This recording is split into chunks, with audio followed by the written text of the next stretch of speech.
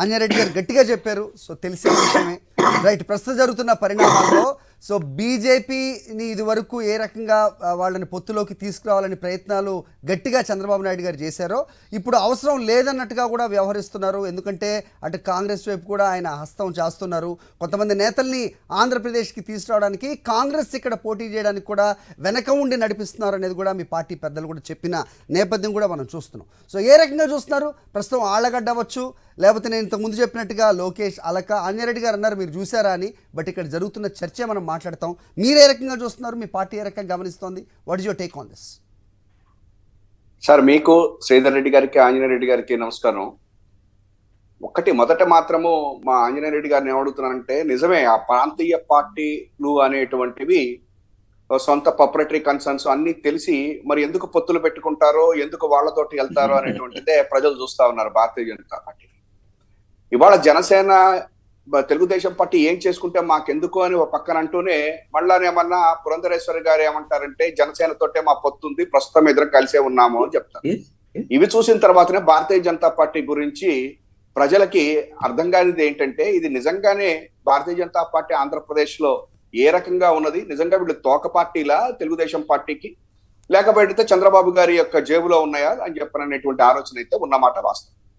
రెండోది, ఇవాళ రోజున పవన్ కళ్యాణ్ గారు ఆ రోజు ఎప్పుడైతే జైలు నుంచి బయటికి వచ్చి నేను చంద్రబాబు గారితో వెళ్తున్నాను, చంద్రబాబు గారికి సపోర్ట్ చేస్తాను, ఈ డెసిషన్ ఇప్పుడే తీసుకున్నాను, ఎవరితోటి నేను మాట్లాడలేదు అన్నారో, ఆ రోజున పక్కన ఉన్నటువంటి బాలకృష్ణ గారు కానీ లోకేష్ గారి యొక్క మనం గనక చూస్తే వాళ్ళు కూడా మాట్లాడాల్సిందికుండా వెళ్ళిపోవటం అనేటువంటిది మనం చూసాం.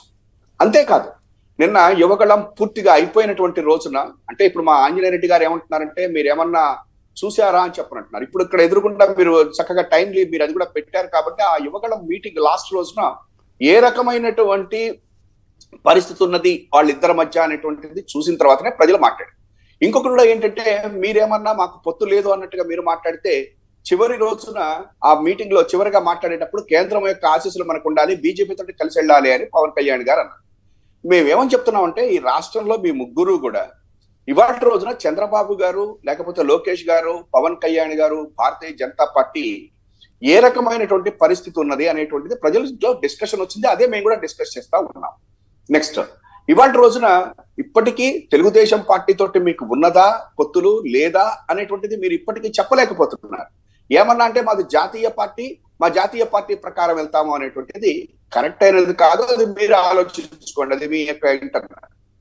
ఇక లోకేష్ గారు, నేను ఇవాళ ఒకటే చెప్తా ఉన్నా, చంద్రబాబు నాయుడు గారు ఆయనతో పాటు వెళ్ళినటువంటి ఎవరినైనా సరే వారిని ఆల్మోస్ట్ నేల మట్టానికి చేసేదాకా ఆయన ఎప్పుడూ నిద్రపోలేదు, పోడు కూడా. ఆయన నైజం అది. ఇవాళ రోజున పవన్ కళ్యాణ్ గారు చేసేటువంటి తప్పులు, అపరిపక్వతమైనటువంటి రాజకీయం ఇవాళ జన సైనికుల్ని నిజంగా చాలా ఇబ్బందుల్లోకి నెడుతోంది. ఒక పార్టీ లేదు, ఆ పార్టీ అంతటితోటి సమూలంగా పోతోంది అంటే పక్కన ఉన్నటువంటి ఇంకొక పార్టీ ఎదగటానికి ప్రయత్నించే సమయంలో అసలు తెలుగుదేశం పార్టీ వెంటిలేటర్ కూడా కాదు, ఆల్మోస్ట్ మార్చురీకి పంపించేటువంటి పరిస్థితులలో ఓట్లు చేరనివ్వను అనుకుంటూ చంద్రబాబుకి నేను సపోర్ట్ చేస్తాను, ఆయన యొక్క అక్రమ అరెస్టులు అనుకుంటా ముందుకు వచ్చినటువంటి జనసేన నాయకులకి లోకేష్ గారి ద్వారా చంద్రబాబు నాయుడు గారు చాలా క్లియర్ ఇండికేషన్ ఇచ్చారు. ఏమని చెప్పనంటే, తెలుగుదేశం పార్టీ అయినటువంటి అధ్యక్షుడైనటువంటి చంద్రబాబు గారే మా ముఖ్యమంత్రి అభ్యర్థి అని ఆయన క్లియర్ గా చెప్పాడు. అంటే మనం ఏమనొచ్చంటే, చంద్రబాబు గారు చెప్పలేదు కదా అని చెప్పని పవన్ కళ్యాణ్ గారికి కానీ పాపం జన సైనికుల్ని ఇంకా మభ్య పెట్టాలని చూడటం అనేది చాలా తప్పు. ఎందుకంటే లోకేష్ గారు, మనమే చెప్తున్నాం, జాతీయ ప్రధాన కార్యదర్శి, చంద్రబాబు నాయుడు గారికి పుత్రరత్నం. అటువంటి పరిస్థితులు ఆయన చెప్పింది. రెండోది, అట్లీస్ట్ డిప్యూటీ సీఎం అన్నా ఇస్తారా అని చెప్పంటే, ఆ రోజు ఉన్నటువంటి విలేకరుల సమావేశాలు ఆయన అందరూ ఏంటంటే తెలుగుదేశం ప్యాలెట్ బ్యూరో నిర్ణయం తీసుకుంటుంది అన్నాడు. కాబట్టి ఇవాళ రోజున లోకేష్ ని పైకి తీసుకురావాలి అంటే పవన్ కళ్యాణ్ అణగతొక్కాలి. పవన్ కళ్యాణ్ కనిపించకుండా చేస్తే మాత్రమే అప్పుడు లోకేష్ కి ఏదన్నా అవకాశం ఉంటుంది అనేది చంద్రబాబు గారికి తెలిసినటువంటి విషయం, ప్రజలందరికీ తెలిసినటువంటి విషయం. అయితే ఇప్పుడు లోకేష్, పవన్ కళ్యాణ్ ఇద్దరు కనుక పక్కన కనుక ఆయన వస్తే, అంటే ఒక రకంగా పుత్రుడు దత్తపుత్రుడు ఇద్దరిని పక్కన పెట్టుకుని వెళ్తే వాళ్ళిద్దరి మధ్య కనుక కంపారిజన్ వస్తే, లోకేష్ కనుక ఎక్కడ ఆనకపోతే మళ్ళీ ఆయనకి ఇబ్బందులు వస్తాయి. కాబట్టి డెఫినెట్ గా లోకేష్ గారిని ఇంట్లో కూర్చోబెట్టి ఈయన తీసుకుని తిరుగుతున్నాడు. ఈయన ఎక్కడికి పోకుండా తన పక్కనే తిప్పుకుంటా తొక్కదిలి పెడుతున్నాడు. ఇవాళ నాకు ఉన్నటువంటి ఇన్ఫర్మేషన్ ఏంటంటే, నాకున్నంత వరకు పవన్ కళ్యాణ్ బహుశా ఆయన యొక్క బాడీ లాంగ్వేజ్ కానీ, లేకపోతే ఆయనకున్నటువంటి అసహనము, లేకపోతే ఒక 15 రోజుల నుంచి ఆంధ్రప్రదేశ్ లో ఉంటూ కూడా ఒక మీడియా యొక్క ఇది కూడా పెట్టకుండా ఆయన చేస్తున్నటువంటిది. నిన్న కొంత మనోహర్ గారికి ఈయనకి మధ్య కొన్ని పరపత్యాలు రావటం కానివ్వండి, లేకపోతే జన సైనికులు ఇంకా ఏంటి మనోహర్ గారి యొక్క దీంట్లో మేము ఉండాలా, ఏంటి ఇదంతా లోపలికి రావాలని ఆయన పర్మిషన్ కావాలా అనేటువంటివి కొన్ని వస్తున్నటువంటి ఆరోపణలు అవన్నీ కానివ్వండి. వీటన్నిటి మూలకంగా రేపు ఒంగోలులో ఆయన ఏదో కొంతమంది సబ్జెక్టు కరెక్షన్ 90 మంది మెయిన్ పీపుల్ తోటి, అంటే పవన్ కళ్యాణ్ గారి యొక్క స్ట్రాంగ్ ఫ్యాన్స్ వాళ్ళతోటి పెడుతున్నటువంటి మీటింగ్ తోటి బహుశా కొన్ని నిర్ణయాలు జరిగేటువంటి అవకాశం ఉంది. దాంట్లో ముఖ్యంగా ముందర నాదెండ్ల మనోహర్ గారి యొక్క విషయం కూడా కొంత తేలేటువంటి అవకాశం ఉంది. ఇంకొకటి ఏంటంటే నాదెండ్ల మనోహర్ గారి యొక్క సీటు విషయంలో కూడా చంద్రబాబు గారు మళ్ళా ఇంకొక వెన్నుపోటు వేయబోతున్నాడు. ఎందుకంటే తెనాల్లో ఇస్తాను అని చెప్పానంటే పాపం తెనాల్లో మనోహర్ తిరుగుతుంటే మా యొక్క ఆలపాటి రాజా గారు పాదయాత్ర కూడా సార్ ఆంజనేయరెడ్డి గారు చేయి చూపిస్తున్నారా? I just missed it. No sir, let's continue. చివరగా సార్ చేస్తున్నారు. ఇవాళ రోజున జనసేన తెలుగుదేశం పార్టీ ఏ మీటింగ్ పెట్టినప్పటికీ కూడా ప్రతి మీటింగ్ కూడా కొట్టుకోటాలో తిట్టుకోటాలతోటే ఎండ్ అవుతా ఉంది. నిన్న రాజమండ్రి రూరల్ లో కూడా బుచ్చయ్య చౌదరి గారికి సీట్ ఇవ్వకపోవటం అనేటువంటిది కూడా జరుగుతా ఉంది. ఇవాళ కంప్లీట్ గా పార్టీని నడిపిస్తున్నది లోకేష్ గారే క్యాండిడేట్లను పిలిచి మీరు ఎంత పెట్టుకుంటారో డిపాజిట్ చేయాలి, సబ్జెక్ట్ కరెక్షన్ డిపాజిట్ చేయాలి, లేకపోయేటట్టయితే సీట్ ఇవ్వను అని చెప్తే కొంతమంది వెళ్ళి చంద్రబాబు గారిని కలిస్తే లోకేష్ చెప్పినట్టుగా వినాల్సిందే అని అన్నట్టుగా మాట్లాడటం కూడా జరుగుతోందిట, బయట వస్తున్నటువంటిది.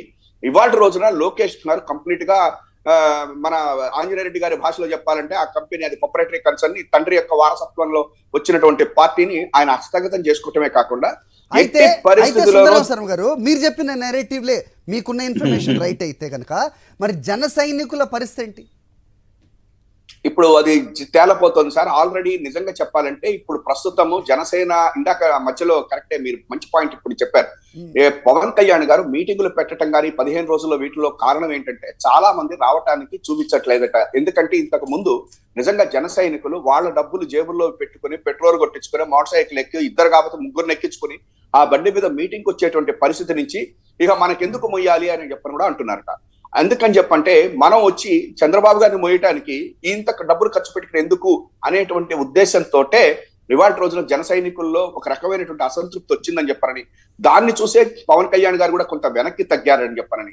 ఇంకొకటి కూడా నిన్న నాగబాబు గారు విశాఖపట్నంలో జరిపినటువంటి కొంతమంది వ్యాపారవేత్తలు, అంటే జనరల్ గా ఏ రాజకీయ పార్టీ అయినా కూడా ఫండ్స్ కోసం అని చెప్పని చట్టంలో తప్పు పట్టాను నేను, కానీ పెట్టినప్పుడు వాళ్ళందరూ కూడా ఇదే అడిగారట, అసలు ఫస్ట్ మన స్టాండ్ ఏంటి, పవన్ కళ్యాణ్ గారు సీఎం క్యాండిడేటా, డిప్యూటీ సీఎం క్యాండిడేటా, లేకపోతే ఏమన్నా మళ్ళా ఫస్ట్ మోసేటువంటి ఇదా ఏంటి మా పరిస్థితి అని చెప్పని అడిగారని చెప్పని. ఇవన్నీ క్లారిటీ లేకుండా ఊరికినే మేము రావని చెప్పని. ఎందుకంటే ఇది ప్రజారాజ్యంలో చాలా మంది దెబ్బతిన్నమాట వాస్తవం.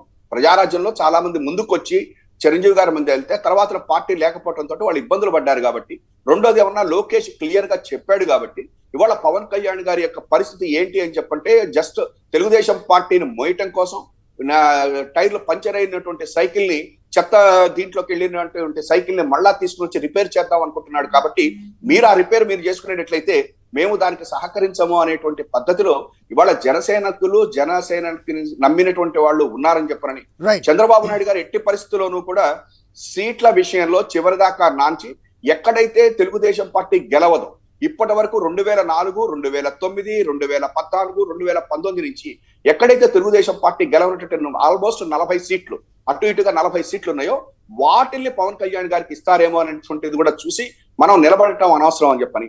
ఇంకొకటి చివరిగా పవన్ కళ్యాణ్ గారు ఎక్కడ నిలబడినప్పటికీ ఒకవేళ వాళ్ళ యొక్క పొత్తు కనుక ఉండేటట్లయితే ఫస్ట్ ఓడిచ్చేది పవన్ కళ్యాణ్ గారిని అనేటువంటిది కూడా జన సైనికులు పూర్తిగా నమ్ముతున్నారు అని చెప్పి కొంతమంది చెప్తా ఉన్నారు. చాలా మంది జన సైనికులు ఈ పొత్తు మనకు వద్దు, మనం ఒంటరిగా వెళ్దాము, ఎందుకంటే ఇవాళ ఒంటరిగా వెళ్ళటం మూలకంగా అట్లీస్ట్ కొంత పార్టీకి తప్ప తెలుగుదేశం పార్టీతో వెళ్తే మనం మళ్ళా చంద్రబాబు నాయుడు మనల్ని మోసం చేస్తాడు, ఆయనకు అలవాటు వెన్నుపోటు, ఇప్పుడు ఈసారి లోకేష్ ద్వారా పక్క నుంచి ఆడిస్తున్నాడు అనేటువంటి వాళ్ళ నమ్మకం.